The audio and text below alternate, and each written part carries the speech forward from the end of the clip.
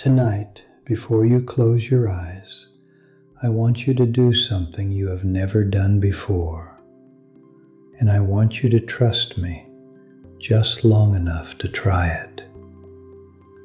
But first, take a breath, a real one. Let your shoulders drop, because what I'm about to share with you is not for people who have everything figured out. It's for people who have been lying in bed at night, mind running, praying words into the dark, and waking up to the same silence. You know that feeling.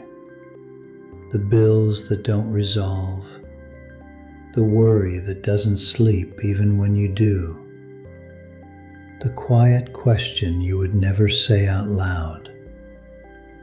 Why is it that others receive and I keep waiting?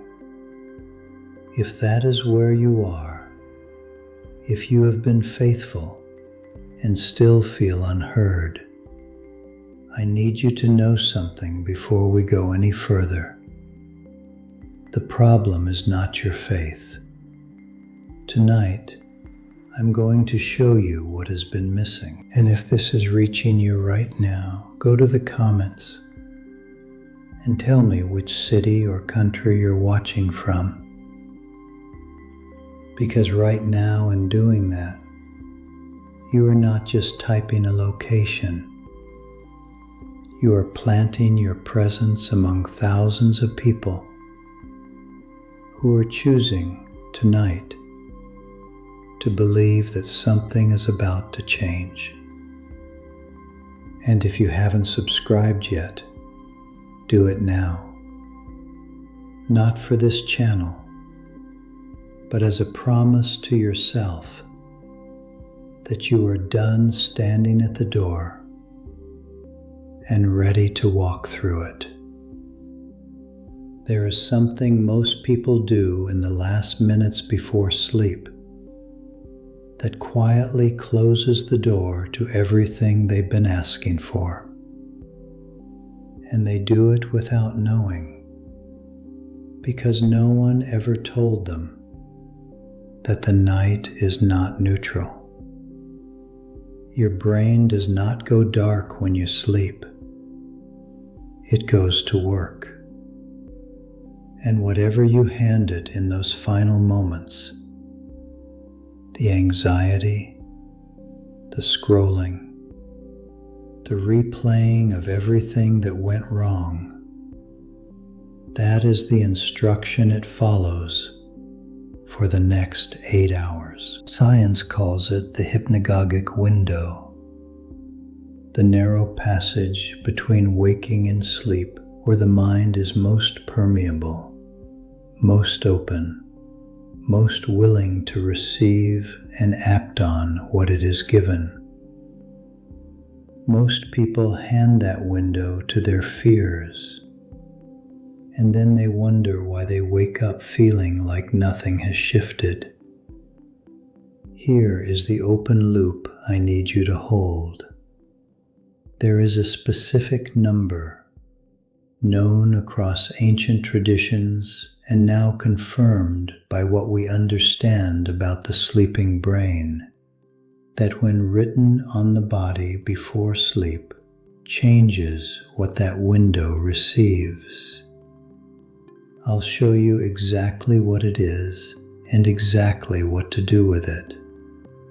But you need to understand first why it works, because understanding is what turns a gesture into a key.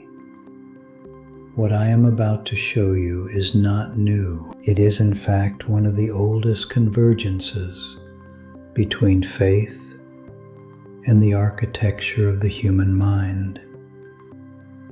And the reason it has been forgotten is not because it stopped working, but because we stopped believing that something this simple could carry this much weight. There is one number, one gesture, one declaration spoken in the quiet of your room before you surrender to the night.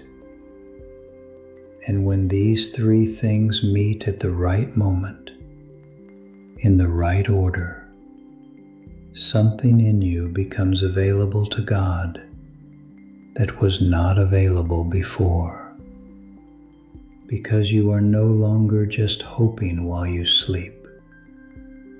You are participating. The number is 7, and I want you to feel the weight of that before I explain it, because if you hear it as just a digit, you will miss everything. In the book of Genesis, God did not rest on the seventh day because he was tired. He rested because the work was complete.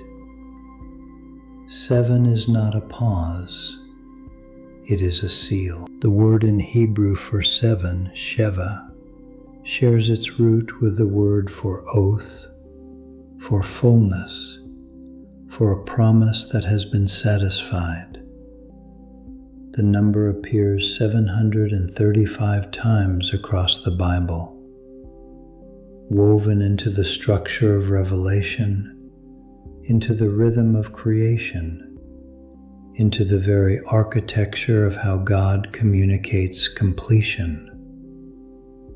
When you write a 7, you are not writing a number. You are writing the shape of a finished covenant.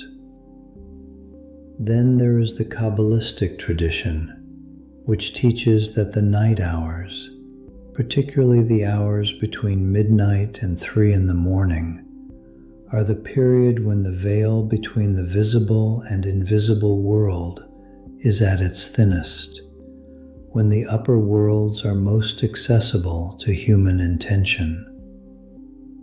In this tradition, 7 corresponds to the realm of eternity and victory, governing desire, emotion, and the channel between the human soul and divine abundance. In the palm of the hand, this is not coincidence, is understood as the body's most active point of transmission.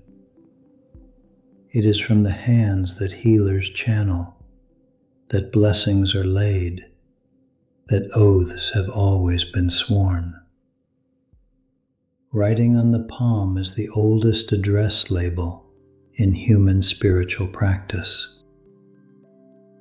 And then Pythagoras, not a priest, not a prophet, but a mathematician, called 7 the vehicle of life, the only number between 1 and 10 that neither produces nor is produced by any other number in that range. It stands alone. It cannot be manufactured by human hands. It can only be received. Now go to the comments and write these 2 words, I receive. Not as a comment on a video, as a declaration to the universe that you are open, that you are not just watching, you are accepting. Every person who writes those 2 words right now is opening a hand to heaven. Then come back, because what I'm about to tell you is the piece that most people who use this number completely miss. The reason the same practice produces transformation for some and silence for others. A woman named Mariana, 58 years old, had not slept through the night in 3 years. Not dramatically. She would fall asleep, then wake at 2 or 3 in the morning and lie there, unable to return. She had prayed. She had tried everything quiet and everything medicinal. Nothing held. A woman in her church, older, the kind who never speaks first but whose words always land, told her one evening, before you lie down tonight, write a 7 on your hand, not with a pen, with your finger, and while you trace it, tell God, while I sleep, you work. Mariana thought it was strange. She did it anyway. She slept through the night for the first time in 3 years. She came back to the older woman and asked what it meant. The woman smiled and said, "It means you finally gave God something to work with while you rested." Here is what neuroscience adds to that story. In the last 15 to 30 minutes before sleep, the brain consolidates what it was given emotionally, intentionally, physically. A symbol written on the body becomes a tactile anchor. When your hand touches your chest or your cheek during the night, the nervous system receives a microsignal that reactivates the intention you planted without waking you. The sleeping brain is not passive. It is a factory running the night shift, following the last instruction left on the board. If that just landed, if something in you just clicked, make sure you are subscribed and have the bell activated, because what is shared here is meant to accumulate in you, not pass through you. Honor the knowledge you just received. Now, before I walk you through the exact steps, I need you to understand one thing. The order of what I'm about to describe matters. If you do these actions in the wrong sequence, the effect is significantly weakened. So pay close attention to what comes first. You do not use a pen. You use the index finger of your opposite hand, the finger of declaration, the finger that points and anoints and pronounces, and you trace the number 7 on the center of your dominant palm. You trace it 7 times, slowly, feeling each stroke. Right now, wherever you are, do it. Use your finger and trace a 7 on your palm. Do it now. Feel it.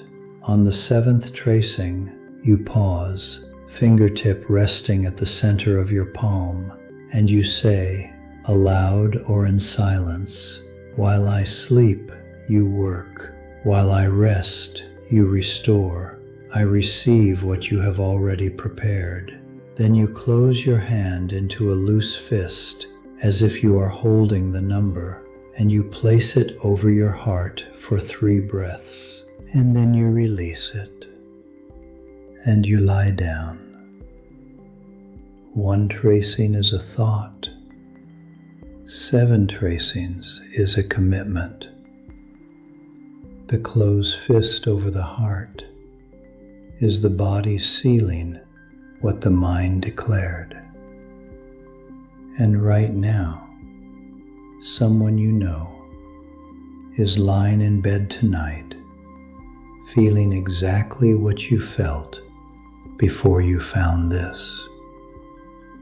They are praying into silence.